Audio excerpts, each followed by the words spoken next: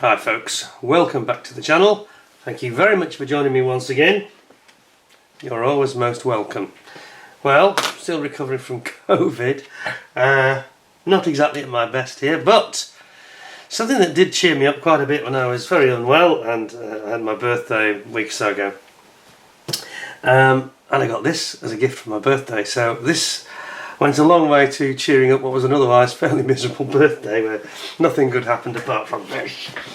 So, we have here the Ryefield Model M1 tank-based assault breacher vehicle. A behemoth of a vehicle, a behemoth of a kit. So I thought, well, I don't know much about this. Done a little bit of research now, obviously. Essentially, they were really developed sort of for the second 2003 Gulf War against Iraq, that is, and beyond, and then of course used extensively in Afghanistan. And the idea really is it's to clear a path through any minefields or fields of IEDs to enable US troops and their allies to take their vehicles and personnel through there with safety.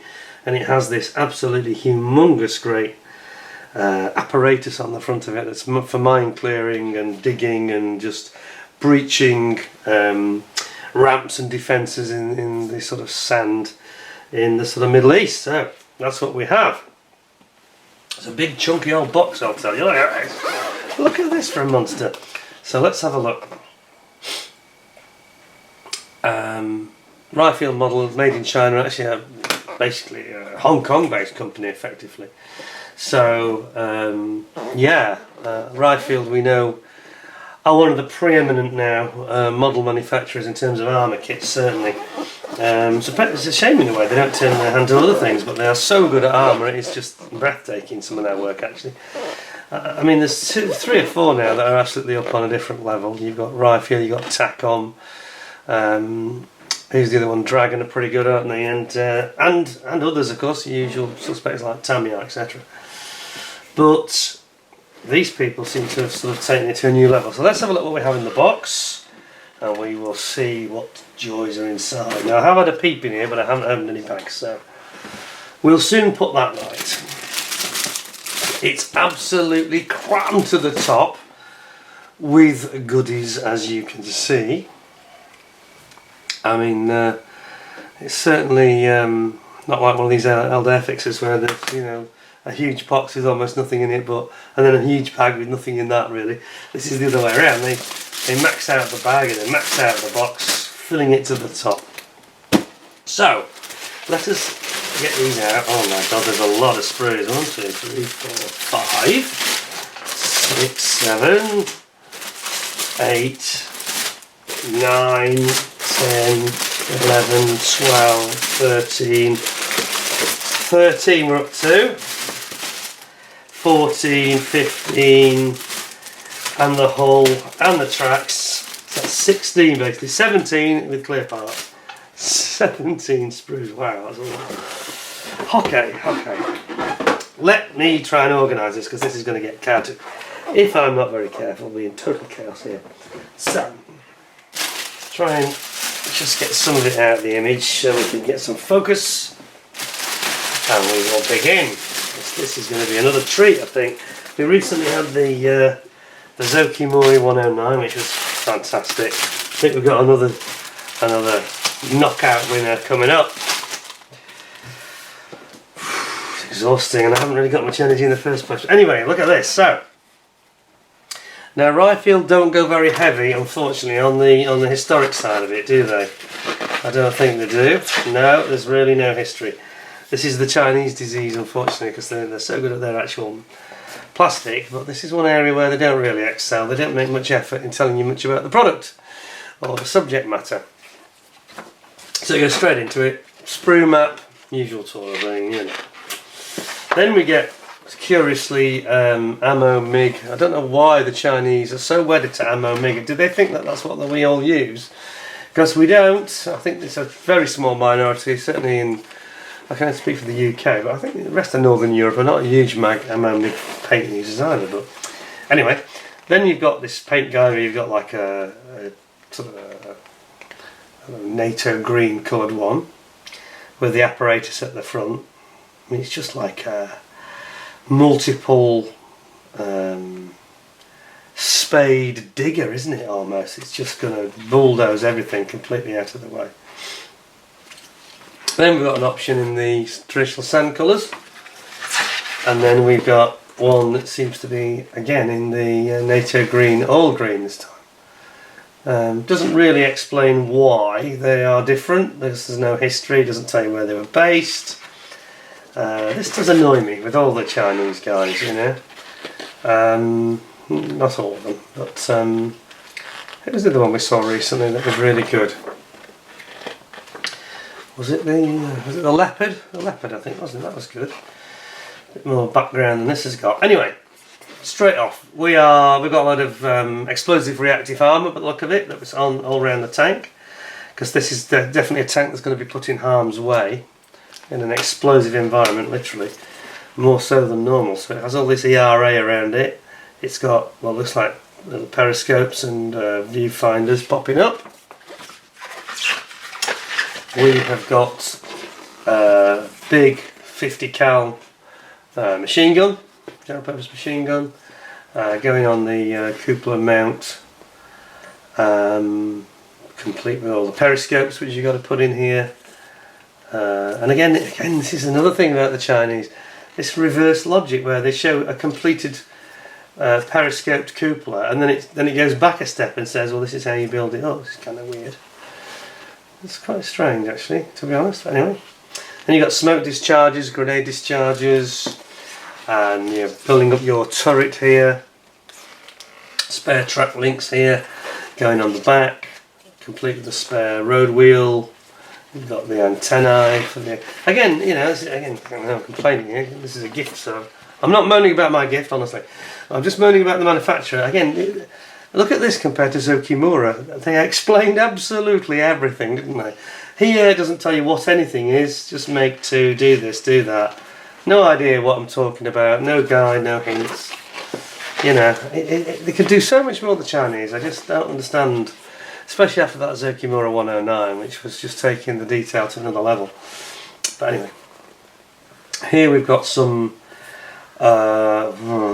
see, again, I don't know exactly what I'm describing because it's not made clear. I think it's the apparatus at the front that you're building up here.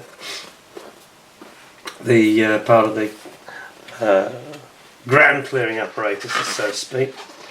And then we've got what looks like a, you know, what is it? Is it a rocket launcher? I just find this a bit frustrating with them. Why can we not have a little bit more clarity? Is that? No, these are like pods on the back. I think it's a rocket launcher. It's the explosive system, isn't it, that throws out these. It throws out like grapple hooks and with explosive charges on it. It's a rocket launcher, basically. But it's as clear as mud. It doesn't tell you anything. You know, why can't they do more? Why do all the Chinese copy each other? It's like a race to the bottom, isn't it, when they do this? Anyway, that's what it is. It's actually quite an impressive. I'm sure the plastic will be fantastic. It's like a twin rocket launcher elevation system that fires all these like petard type grapple hooks to go across a minefield and explode the mines. And then we've got a few holes to be drilled. You've got to build up your hull,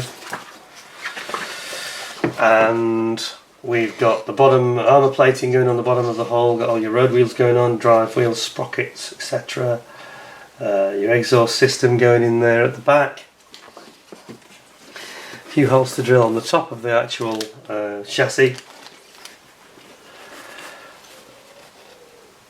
And down here we've got the driver's hatch, etc. Mud guards going in, stowage boxes, periscopes. Various hatches and protective covers over those hatches and grills and grates. And then we've got another one of these, a different type of rocket system. And this is again for firing, I'm pretty sure that's for firing across minefields using a different system. Looks quite a nasty weapon. And here it is, yeah, here we go, so you can see it actually in position. I just wish they would explain and name these components and actually give them their correct name. Is that HIMARS? Some sort of HIMARS? I don't know. I don't know what it is because they won't tell you. And then we've got all the stowage boxes going in here. And I say I'm not anti-Ryefield. I think they're absolutely probably one of, if not the best. But they've got some work to do with their instructions. You know, the Chinese seem to have this thing where they just copy each other, and they're not copying best practice. Go and look at Zokimura, which is wing standard now, and discuss. That's what I think they should do. And then we've got the system at the front, the pivoting system that holds the actual assembly on for the mine clearing digger. You've got all your tracks going in. Oh, that's going to be fun, isn't it? Lots of link by link tracks. Is it link and length? Link and length. Okay, so it's link and length, top and bottom, and you've just got the links over the bogie wheels and the drive wheels. Sprockets, drive sprockets. Then you've got your aerials, communication aerial going on here. And then we have got side skirts armour and the rear protective armour, and then you're building up this incredible sort of almost monster-like with skis frontal assault equipment that's going to dig its way through any minefield and any raised ramps. It's almost like a JCB meets a digger meets a tank, isn't it, really? Lots of hydraulic or hydro-pneumatic pistons and operating rams. Lots of pivots and joints. I think there's a fair bit of photo etch in this kit, possibly. And then it all comes together here and becomes this monstrosity. Looks like a toothed dragon almost, doesn't it? Wow. With blades on the front. You don't want to get run over by this, I can assure you. It'll be a good night Vienna if you do, that's for sure. Look at it. Wow. It's like a crane meets a digger meets a tank, isn't it? Jeez. Almost looks like a lunar module in places, the legs. Gosh, look at it. And they've got the views. Now they've done that very well, showing you how it should look. Okay, that's good. That's very good. You don't want to fall in the path of this, do you? You really don't. And then at the end, again, rather lacking in any descriptive information, just an image of how the turret goes in onto the main tank body, and then your mine clearing apparatus goes on the front. Well, I have to say, I'm trying to remember the last Ryefield I did a review on. I think it was the Tiger 1, wasn't it? Mid-production, I think. I'm afraid Ryefield don't get very many marks out of 10. They're going to lose a mark or two here for this, because that is, yeah, the images are okay, but the complete lack of any English language at all, with no descriptions, no history on it, not very good, I'm afraid, but not untypical, not untypical. Anyway, I suspect they're going to get their own back with the plastic, because typically Ryefield are fantastic. Let's have a look. Where to begin? This is going to take a while. Now the good news is they're resealable bags. So let's get cracking.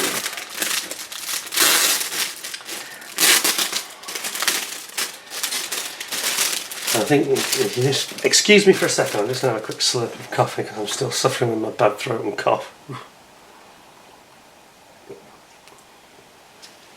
Oh, that's better. Right, here we go then. I have to say, I can see already some absolutely stellar detail on this.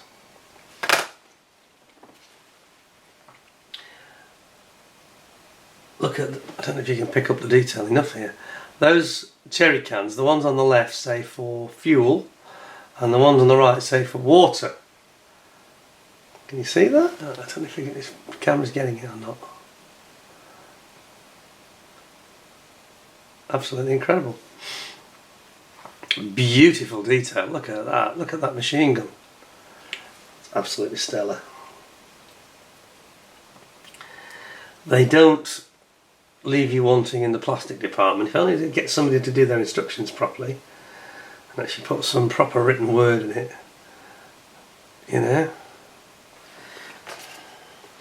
while we're talking about this subject, I think it's just worth.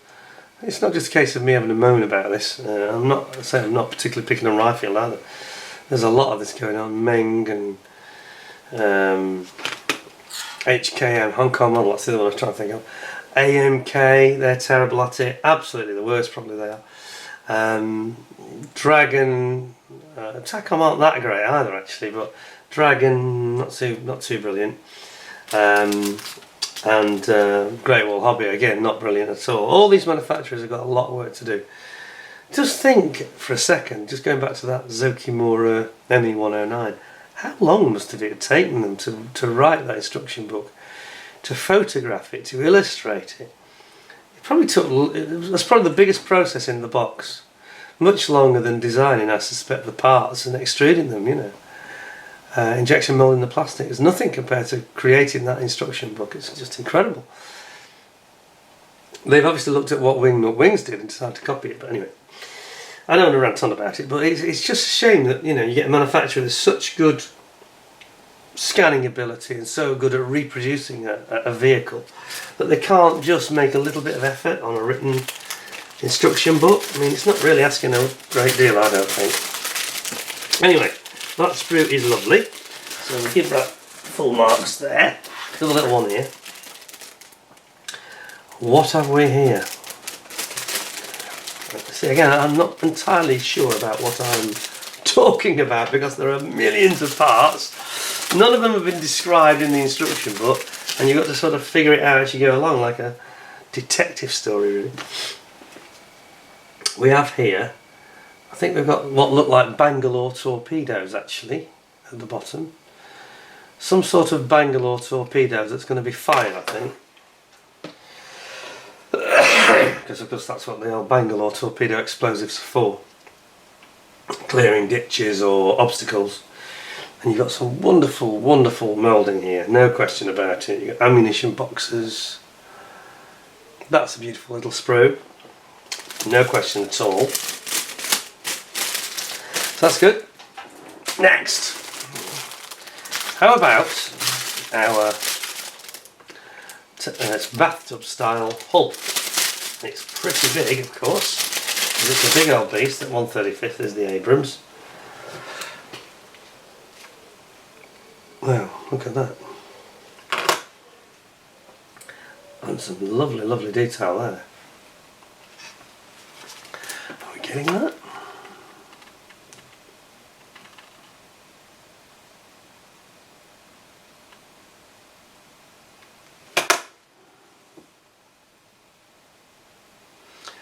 That's very, very nice.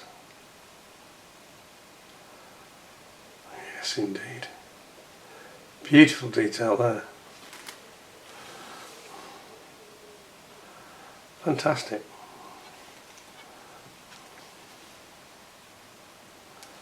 Cool. Like it. Nothing not to like there. I can feel already this is going to end up being a 9 out of 10 because it's going to get 10 out of 10 for the plastic, and it's going to be let down by its instructions, which we know already. And I think it's in good company with lots and lots of other kits at the moment that do that. Perhaps I should say in bad company. Right, that's very nice. Nothing wrong with the hull. Now then, what have we got here? Another really big sprue.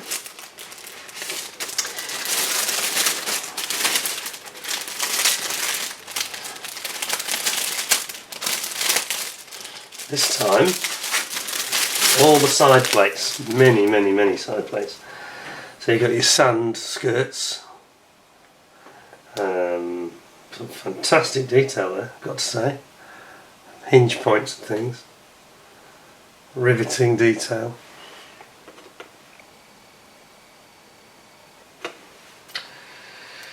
Yeah, look at that, you've got this high grip surface for the soldiers to step on top so they don't slip.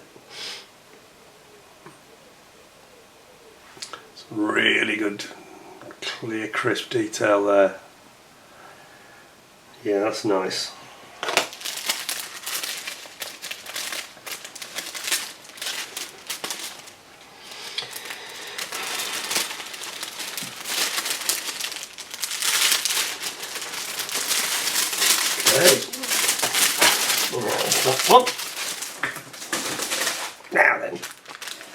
What else have we got? So many screws going to be here all day, aren't we? What we got here? This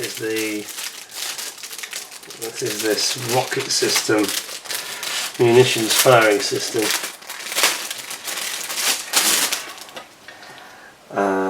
And this is the armour plate that goes underneath the chassis, under the hull. Thick armour plating. And this is the top of this, or the side I think of this rocket system. Munitions dispenser. It's going to fire petards and the like across into the minefield. That is very nicely moulded. Some fantastic detail in there.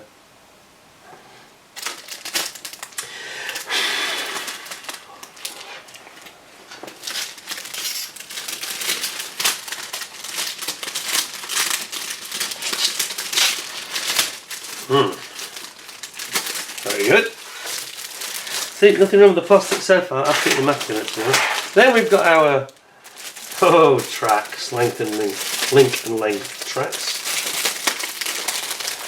which are going to be fun, aren't they? If you've got that many on, there's actually only 2 sprues of them. This is a thing that Ryefield have changed in that they've had a habit of having full working tracks. And here they're actually taking a cue from the likes of Tamiya, aren't they?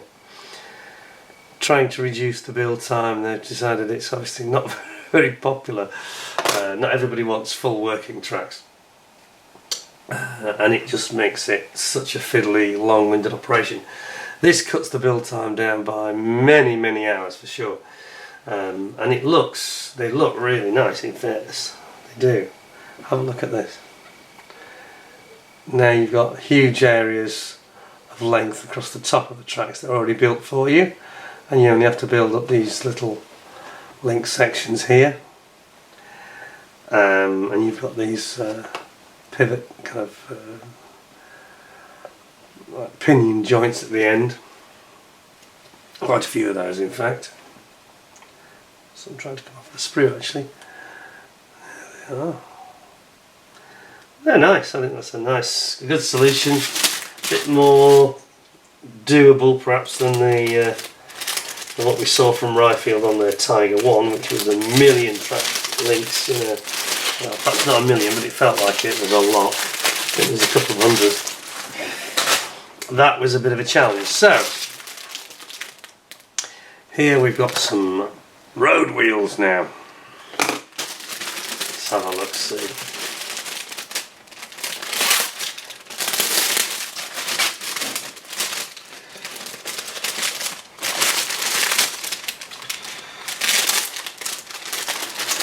This looks promising, and again some really rich detail here. Look at this. Yes, nicely done. Fantastic road wheels, hugely detailed drive sprockets. Even the idler wheels look fantastic. Look at that. Absolutely stunning. Really, really nice. And you've got all your barrel rods, etc. up here. Various hand grips. The tiny parts are just beautiful. Really, really well done. So exquisitely detailed, no flash. Very nice. Very, very nice. That's a cracking nice sprue, that.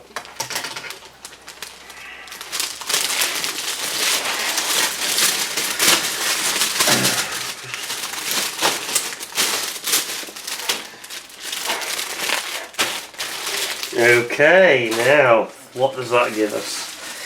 I just can't believe how many sprues there are. They just seem to keep on coming at me. Feels endless. We have here the clear parts. So that's that. Little butchers. Oh, you've got a few interesting things here. We have got some rope. We've got some clear parts in a separate bag, which is good. We've got this wire. We've got some rope. This is your tow cables, of course. And there's a big chunk, very big chunky tow cable here, look at that. Some finer stuff there, big chunky one there. That's quite impressive. Does look like a proper tow cable as well. Then we've got our photo etch here. Some nice grills. I won't take this out because I think we can see that fairly easily as it is, can't we?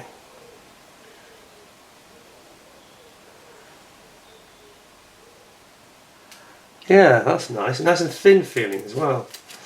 Got some decals. It's just the usual ID, basic ID. Nothing on it much really. Just so what's it say? Wait a minute. I need my optical optivisors for this. What's it say? Toe tied end, smoke grenade. Do not stand under LMS when it's deployed. That's where the ropes come out, obviously. So shut your head off. Yeah, okay. It's just the basics, really. Nothing too fancy. And then we've got these clear parts. So they look really rather nice, I have to say.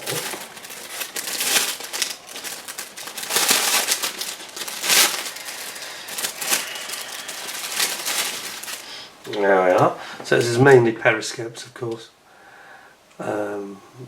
Rangefinders, periscopes, and lights, of course. Lots of lights.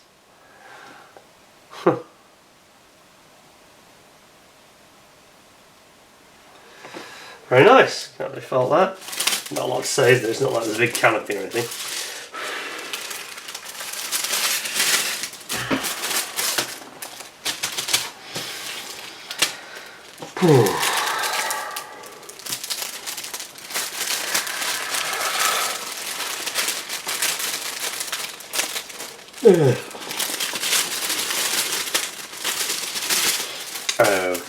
Okay. That's all done. Now, how about the top of our tank hull? This is the big one.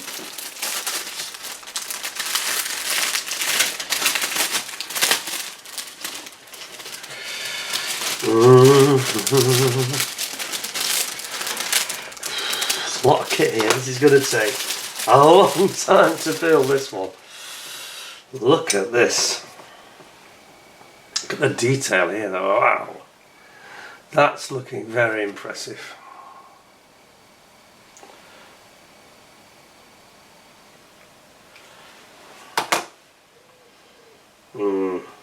Got all these high grip areas on the top for the soldiers to walk around and get good grip with the boots. Look at that.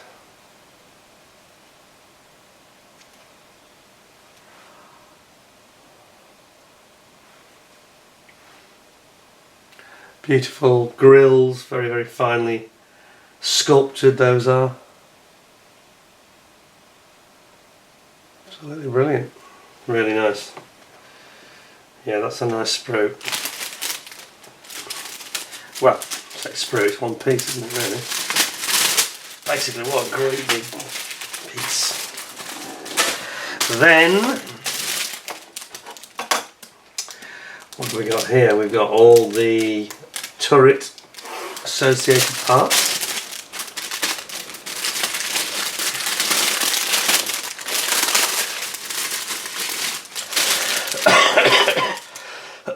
Excuse me, that's my COVID cough still lingering. I haven't got COVID now. I am clear, but the symptoms are still dragging on. Right, so we've got various parts of the turret area here with your various systems, like a petard system here, cannon, and then you've got so many fine parts. Look at the fine little details here.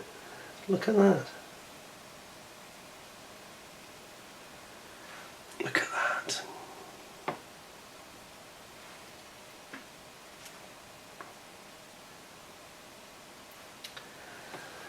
Wow. Bit of slide moulding going on here, as you can see. Something that Ryefield are very good at, actually, with their key strengths. On this side you've got your smoke discharger there, here. Wow.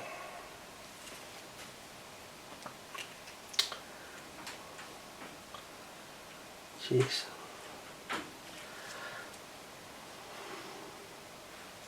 Huh. Gun barrel. Gun barrel? Gun barrel.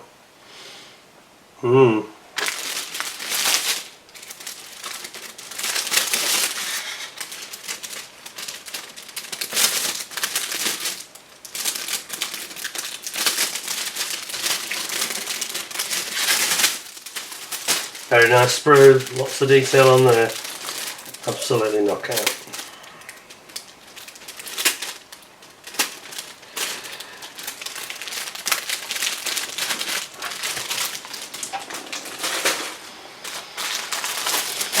So,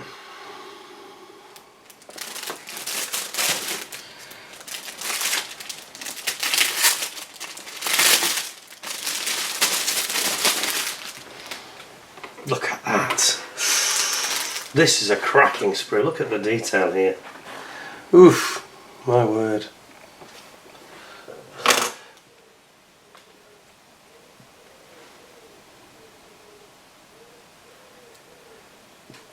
Many hatches. Cupola here. All these hatches, big and small. Another cupola here. Got smoke discharges here.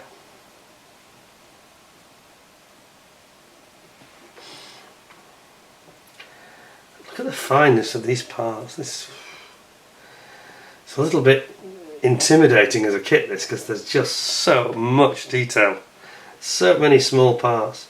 What's the part count? There must be 700 parts here.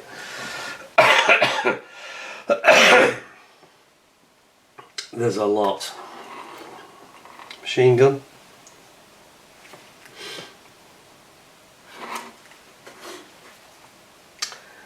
Gosh, so many small parts you don't know what they are. It's just, they just seem to keep on coming. Incredible. Certainly a lot to take in.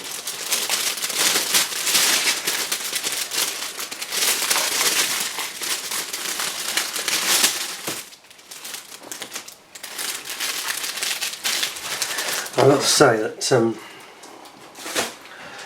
I thought that the the Hartmann BF 109, I thought that had quite a lot of parts, but this has got way more, hasn't it? God, this just keeps coming. Sprues keep coming, and I'm reading. Jeez. I mean, how long will it take to build this? It's going to take months. I must check at the end and find out how many parts are in this, because I think it's a lot. We've got to be well over 500 at least. Easy. Look at this. Holy smoke. I mean, just tiny parts. Fantastically small details. Look at these. I think it's going to put some people off. I think people are going to be chewing their fingernails off with this one, thinking, oh, God, I just can't take it. You know, it's. I'm not sure if my eyes are going to be up to this one. I mean, when you see the parts, how small they are, look at that. Fantastic. It's a credit to them, though, isn't it, that Ryefield can go into that level of detail and that premium quality of moulding. You know, down to the nth degree of finesse and crisp detail like that. Absolutely incredible.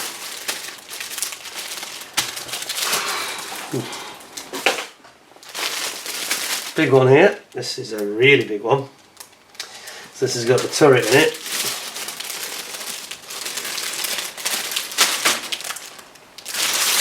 How do I get into this bag? Oh, there we go.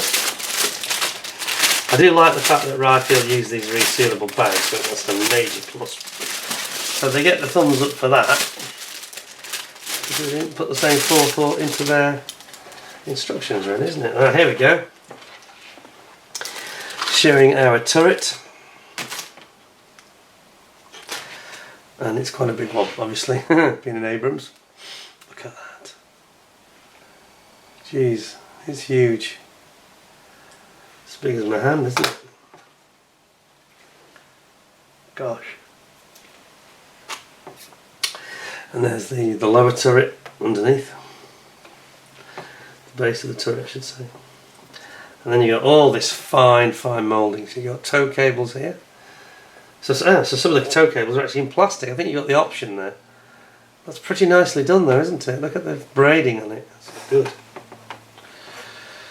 And then you've got this, the caging around the turret area to keep all the stowed items and the personnel on board. Look at the way that's been moulded on around the corner there. Look at that. That's nice, isn't it? Very nice. A lot of open grills and grates here, which is crisply done. Look at that.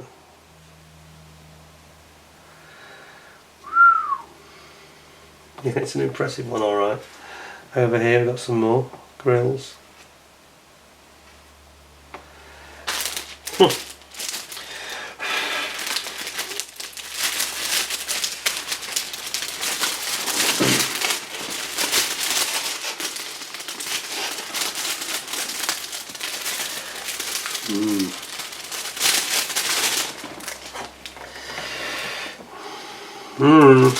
It's certainly an impressive kit, no question. I have a feeling, I don't know how much it costs because it's a gift, so I didn't look. I don't know, it's not going to be cheap though, is it? I don't think you're going to get this for £40. I don't. It's rather a pricey looking item. I mean, the sheer number of parts that's in it, and the work that's gone into creating it, you know. Jeez. It just keeps on coming. I feel tired and punch drunk by it already. And I haven't even tried to build it yet.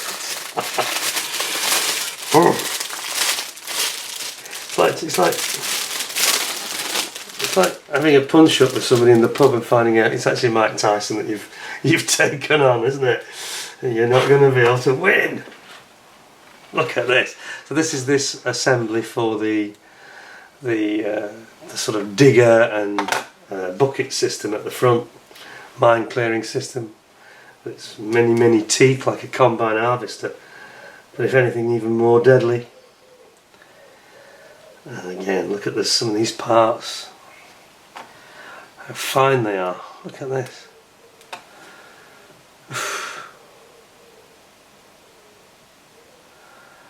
Holy smoke. It's a work of art though, isn't it? I mean, this is really the injection moulder's art as an art form, you could say. Here you've got these like bulldozer elements of it.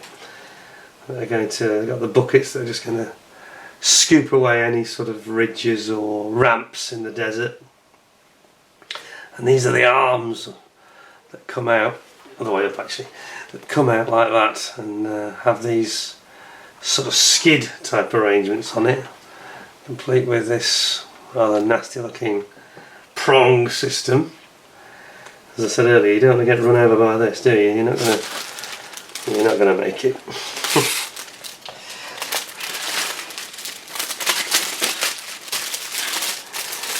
Beautiful moulding. Superb. And there's more. And there's more. And there's more.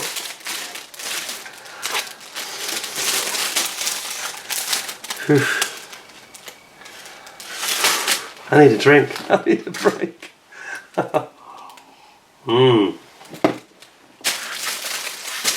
It's a mighty kit, isn't it? It's very involved and there's a huge amount to it. I should be very grateful that somebody gave me this. And I am. Look at this. Whoa! Look at this. This is the front of the turret, where it has all this explosive reactive armour attached to it. ERA. We've seen a lot of this in the Ukraine war, but none of it seems to work there. I don't think that theirs is... I know there were some stories, weren't there, that... there were some stories where the Ukrainians had captured some Russian tanks, and when they looked at the ERA, they opened the boxes and there was no ERA inside. It was just like an empty box. Some of them had got sandbags in, and some of them had got cardboard in. So it's all very well, you know, going on these displays in Red Square or wherever, showing all your technology off, but unless you actually get it to work on the battlefield, unless it's actually on the tank, it's just window dressing. I think in here with the Americans it will work, it will be equipped with it, and it will be effective, I'm sure, to a degree. Now look at all this. Again, we've got some of this apparatus for this this is like a rocket launching petard system that fires across the minefield here. This is like the lift mechanism for it. Absolutely astonishing, really. Some lovely moulding there, isn't it? Just flawless. Flawless details. See that? Very, very nice. I don't know how long we've been filming, but it feels like I've been doing this one for hours now. However, I think we're coming to the final bag. In fact, we have the final bag just over there. So, I don't think I've ever seen so many parts in any kit. I think this must have the highest part count that I've ever seen. Now, I know that there's probably some... who's the one that did the flanker, the Navy version? I don't know who the manufacturer was. Were they in the Ukraine? I can't remember. I know that had a lot of parts, that's something like 800 parts. Crazy. But we have got the final bag, so here we are then, last bag. And it's two duplicates of the same sprue. So I'll only open one, or remove one. But again, a lot of pieces. I mean, I've seen jigsaw puzzles with less pieces than this.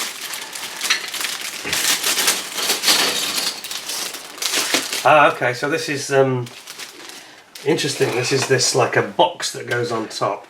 And again, it's this munitions system. You can see it's almost like a snake here of packages, and effectively of explosive packages that they fire across the minefield. Snakes back, and it unravels, and it gets fired by one of these, like a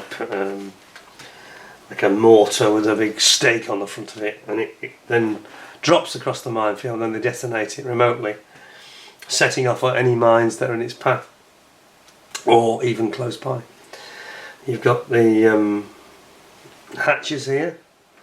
Access hatches. Here we've got the skids, which are the slightly disappointing. They've got an ejector pin mark there. Can you see it? Here, ejector pin right in the middle of the skid. That's a little bit unfortunate. I would have liked to not seen that, to be honest, because I think that's probably going to be visible. Could be wrong, but I think it will be. Or maybe not, maybe not. Now I think, in fairness, I take it back. This assembly here, I think, goes on top, down the centre, so it probably will cover it up. Or will it? It's pretty close. Anyway, so we've got a myriad here of tiny, again, small parts, mind-boggling, you could say they are. There's antennas. There's here are these like a spear type petard thing.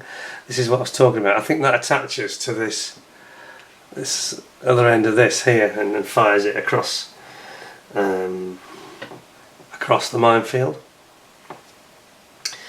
So you got all the shafts that go with it, and the main body of it here, and then you've got all sorts of tow hooks and framework. and you've got grills and grates, you've got boxes, ammo boxes. It's almost exhausting. I think that's a jack. It's kind of exhausting just looking through it, really. So many towing eyes and little handrails. Yeah.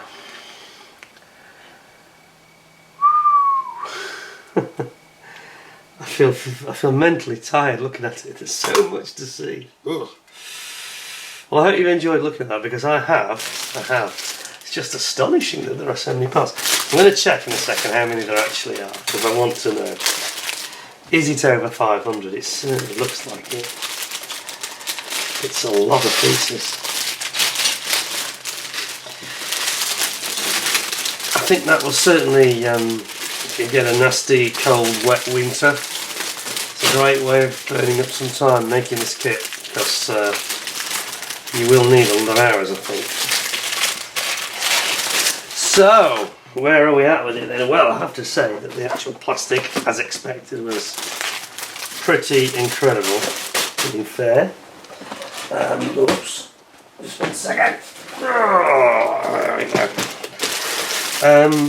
There's a lot of plastic, huge amount of plastic in fact. Is it in there? Yes, it will.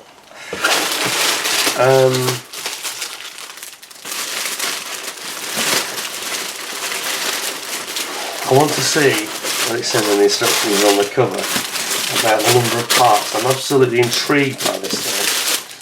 Obsessed almost. There's so many. So what did I say? It was 16 sprues. A lot, isn't it? So a lot of sprues. Right, there we go. Does it say on the front how many parts there are? Or is it on the back? You would expect it to sort of be either on the box or maybe where they have the... No, it doesn't say. It doesn't say that. I think they're keeping stum about it. They don't want to put you off. No, I don't think it's going to tell us. No clue at all. I think it's well over 500 parts, though. No, it just doesn't say. There's no reference to it at all. Well, I have to say, it's a stunning kit with a lot of parts. And it's amazing they've got them all into a relatively compact box, really. Now, there's nothing at all there to tell you. No indicator at all. Not a toy. Very basic, no description. That's what lets it down a bit, really, and that's the only thing that lets it down. The presentation's poor, I think. I think the actual plastic and the moulding and the design is absolutely superb. So I think predictably I'm going to give it 9 out of 10, because I think that's where it's at. I think that they need to do far more work with the presentation. They haven't even said how many parts there are.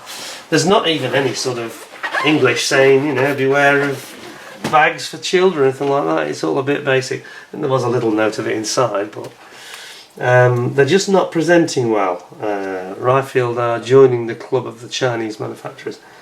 But as a kit and as a representation of that system, it's really beautifully made. It's beautifully created. It's just frustrating that there's no description instead of telling you what these things are. You know, if that was Zokimura, they'd be explaining it and they'd be giving you the history and showing photographs. Same with Tamiya, you know. So it's a little bit frustrating. A beautiful, beautiful set of sprues though, no question about that. Flawless, flawless, but very flawed instructions, I think. So 9 out of 10, I think it's pretty fair. Hope you enjoyed the video. It was a very long one. It's just so much plastic to see. Please give me 10 out of 10 if you possibly can by ticking the like button. And don't forget to subscribe if you haven't already. I know I've had a bit of a break recently because I've not been very well with COVID, but hopefully back to normal now. One or two other interesting things on the not too distant horizon. Any of you got kits you think of particular interest, please contact me. I'll always consider doing a review on those for you. And in the meantime, until we meet again, thank you very much for joining me. Don't forget to subscribe, don't forget to ding the notification bell, etc. And I hope to see you again in the very near future. In the meantime, thanks a lot, and bye for now.